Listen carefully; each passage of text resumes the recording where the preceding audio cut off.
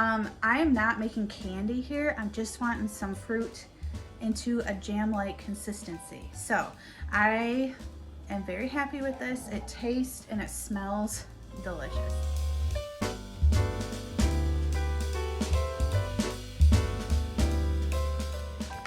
I'm gonna make my strawberry jam similar to how I make my blueberry jam.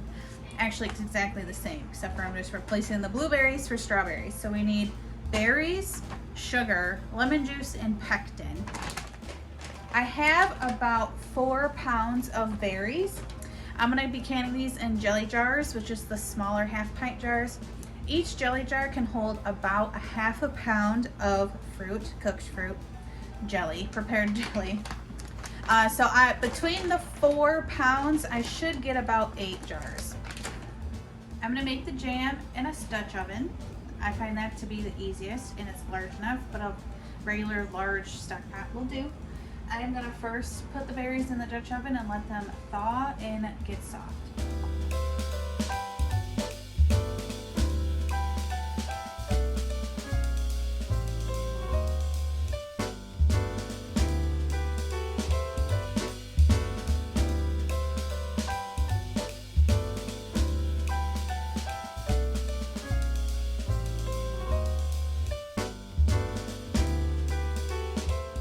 Okay, now that the strawberries are thawed and heated up, you have 2 choices. You can take a potato masher or take an immersion blender and mash up the berries. It depends on if you want a chunky or a smooth jam. Chunky jam will be done with the potato masher. We like smooth jam, so I'm gonna get my immersion blender.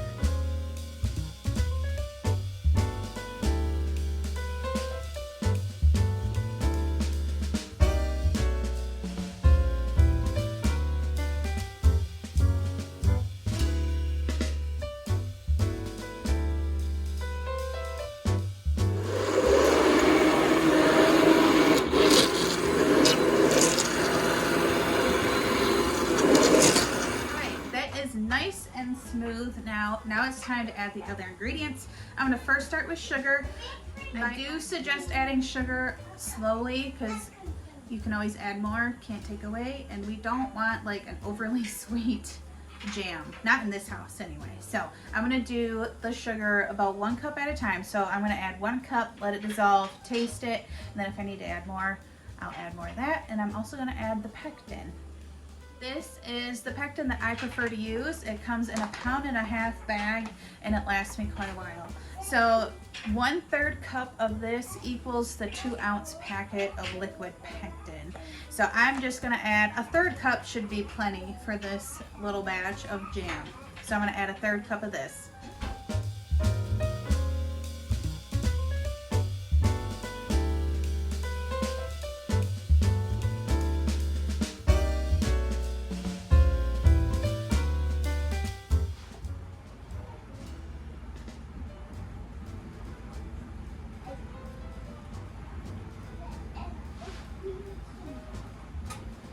Okay, so that's actually almost there. I'm just gonna add a 1/2 cup more to my batch. These berries must have been pretty sweet to begin with, so that's a good thing to me. Okay, now that my sugar is to where I want it, it's time to add the lemon juice. It is a 1/4 cup for the 8 jars. So I'm just gonna add that in, and then we're gonna bring this up to a boil, stirring frequently so nothing burns to the bottom of the pan, and we're gonna check for the gelling consistency. And once it's up to the thickness that we want it, then we can jar it up. All right, while I'm waiting for the jam to get going, I'm gonna fill up my canner and get my jars into some hot water.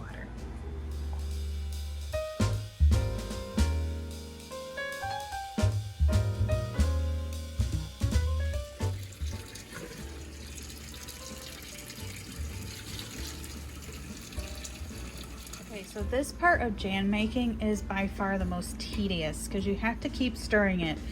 But I'm gonna show you the plate test for gelling. The gel test, you just take a little bit, put it on a plate, and let that cool. Now that it's cooled to room temperature, it only takes about a minute.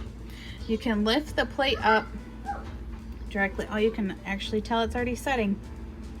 That's because of the pectin. But see how slow it falls? If it was not set, it would be running off the plate.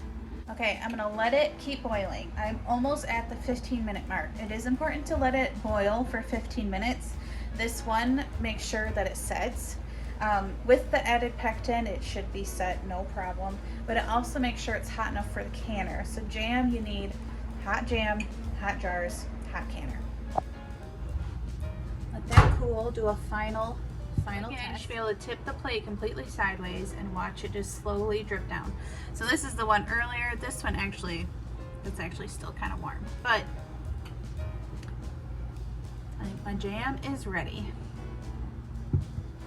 I'm gonna pull the jam off the heat completely so the bottom doesn't scorch while I'm filling the jars.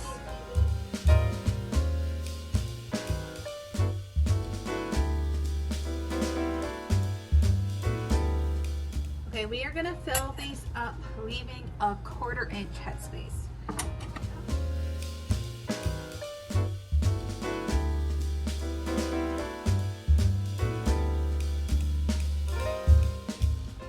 Now we're gonna wipe the rims and then put our lids and bands on.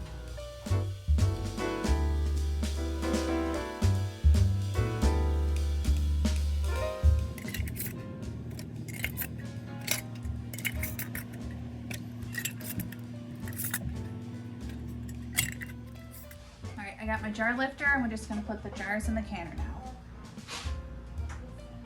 Again, the canner is simmering.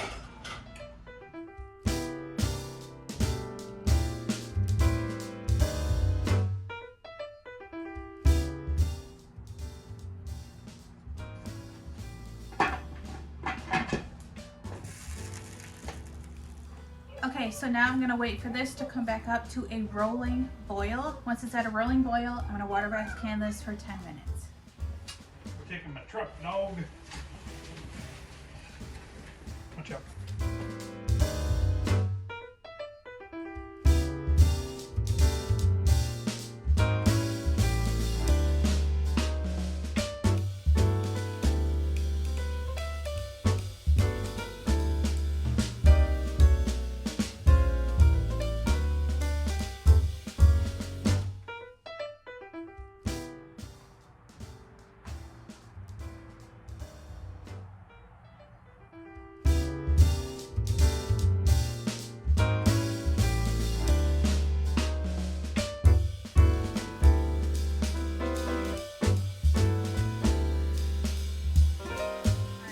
I guess some would argue that this is more of a fruit butter consistency.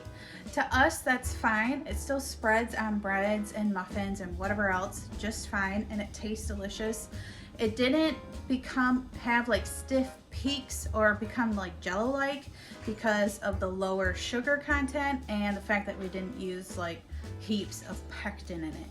Strawberry jam is kind of tricky to get to set without the use of a massive amount of sugar and or pectin. Some recipes even call for 7 cups of sugar. I am not making candy here. I'm just wanting some fruit into a jam-like consistency. So I am very happy with this. It tastes and it smells delicious. I will make sure the recipe to this and how I made it exactly like this is linked below. Thank you so much for watching.